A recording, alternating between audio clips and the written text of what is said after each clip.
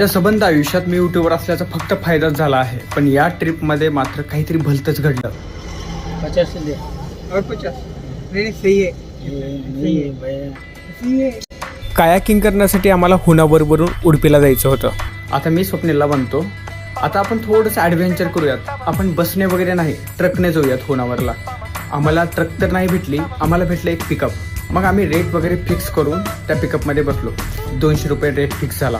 आता या ड्रायव्हर काकाला ना मराठी येत होती, ना हिंदी येत होती, ना इंग्लिश. आणि आम्ही इकडे जय महाराष्ट्र. शालिग्राम है आप शालिग्राम का हाँ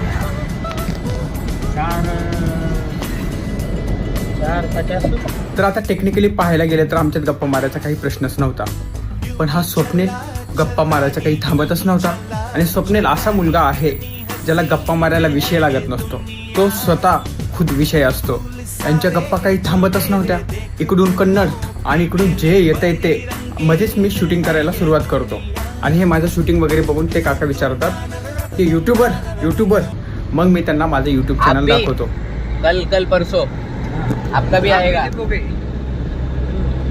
अभी इधर घूमना है, उडुपी को घूमना है, ऐसा करके इधर करते ऐसा. आता इथपर्यंत त्या ड्रायव्हर काकाला आम्ही कदाचित गरीब वाटलो असेल, पण जसं मी माझं यूट्यूब चॅनल दाखवतो त्यांना आम्ही प्रचंड श्रीमंत वाटतो. जसं उडुपी आलं त्यांनी ठरवलेल्या रेटपेक्षा 100 रुपये एक्स्ट्रा मागितले आणि म्हणायला सुरुवात केले, यूट्यूबर रिच तुम यूट्यूबर रिच हो.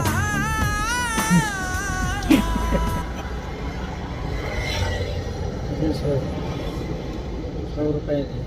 हाँ हाँ अभी 100 रुपये दे.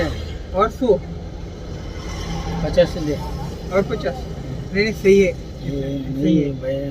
सही है. 100 रुपये दे. फायनली आम्ही ते पैसे देऊन टाकले. तुम्ही कधी केली आहे अशी रॅन्डम लोकांसोबत ट्रिप? कमेंट करा.